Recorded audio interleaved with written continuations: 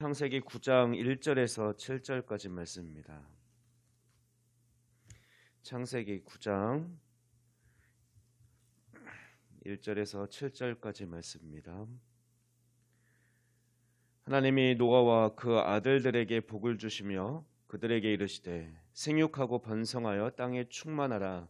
땅의 모든 짐승과 공중의 모든 새와 땅에 기는 모든 것과 바다의 모든 물고기가 너희를 두려워하며 너희를 무서워하리니 이것들은 너희 손에 붙였음이니라. 모든 산 동물은 너희의 먹을 것이 될지라. 채소같이 내가 이것을 다 너희에게 주노라. 그러나 고기를 그 생명되는 핏째 먹지 말 것이니라. 내가 반드시 너희의 피 곧 너희의 생명의 피를 찾으리니 짐승이면 그 짐승에게서 사람이나 사람의 형제면 그에게서 그의 생명을 찾으리라. 다른 사람의 피를 흘리면 그 사람의 피도 흘릴 것이니 이는 하나님이 자기 형상대로 사람을 지으셨음이니라. 너희는 생육하고 번성하며 땅에 가득하여 그 중에서 번성하라 하셨더라. 아멘.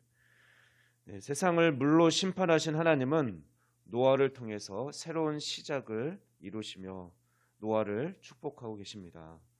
1절 말씀을 보면 하나님은 노아에게 그리고 그의 자녀들에게 복을 주시겠다라고 약속하십니다. 마치 창세기 1장 맨 처음 사람을 창조하셨던 때로 돌아간 것처럼 축복하실 때 생육하고 번성하여 땅에 충만하라, 땅을 정복하라 라고 복을 주셨던 것처럼 노아와 그 가족을 축복하고 있습니다. 그렇습니다. 하나님은 심판 전에도 인간을 복받는 자로 창조하셨고 또 심판 이후에도 여전히 하나님은 인간을 복받은 존재로 그렇게 세워주셨습니다. 단지 우리가 죄 때문에 이 큰 복을 잊고 살 뿐입니다.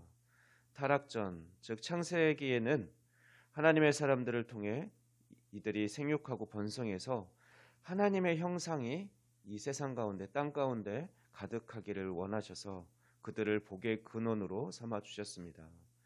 그리고 신약 시대에는 그리스도 예수 안에서 우리를 먼저 부르셔서 우리를 통해서 그리스도로 말미암아 하나님의 형상이 회복된 자들이 이 땅에 충만하도록 우리를 복의 근원으로 삼아 주셨습니다. 그런데 노아 홍수 이후의 복은 창세기 1장에서의 말씀하셨던 것과는 다른 점이 있습니다. 2절 말씀 보면 짐승들이 인간을 무서워하고 두려워하며 인간이 모든 짐승들을 길들일 것이라는 것입니다.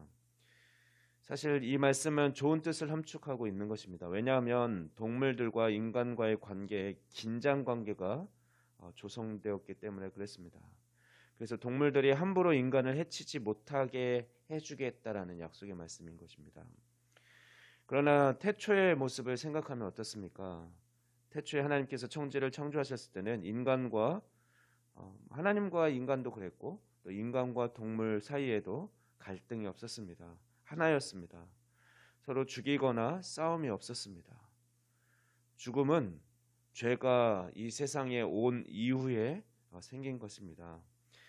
하나님과 인간은 가족이었고 친구였습니다. 그런데 죄가 들어온 후 하나님과 인간은 갈라졌습니다. 그리고 또 죄가 들어온 후에 사람과 자연도 갈라졌습니다. 우리는 자연과 환경을 파괴하는 존재가 되었습니다. 2절에서 발견하는 것은 짐승들이 인간을 해하려고 하고 있다는 것입니다.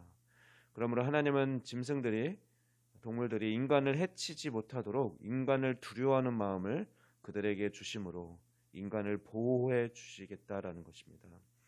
이것은 하나님이 주신 복입니다. 그러나 이것은 한편 불완전한 복이죠. 창세기 1장에서 나왔던 복은 완전한 복이었지만 현재 지금 노아가 받고 있는 복은 불완전한 복입니다.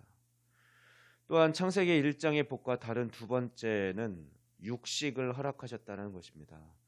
3절 4절 말씀 보면 하나님은 창조 때의 복을 회복시켜 주시고 동물들로부터 보호해 주시겠다고 약속하신 하나님은 이제 육식을 먹게 해주겠다고 말씀하십니다.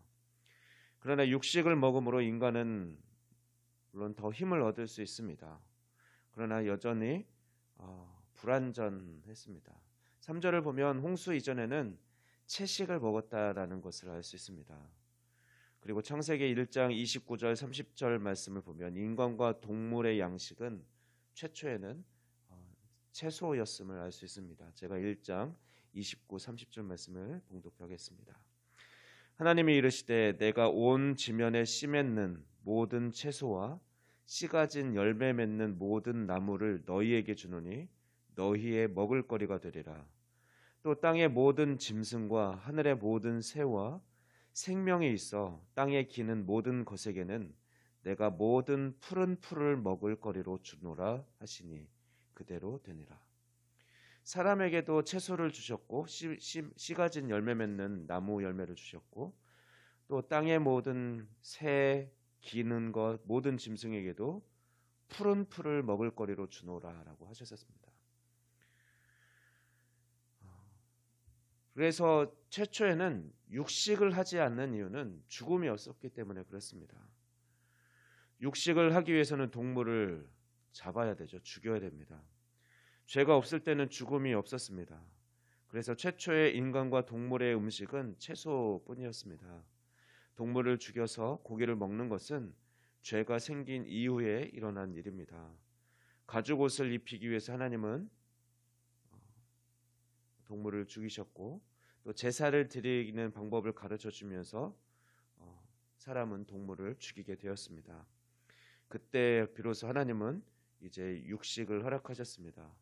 또한 육식을 허락하신 이유는 노아 홍수 심판으로 말미암아 땅이 저주를 받음으로 채소만으로는 식사가 불가능해진 이유도 있습니다.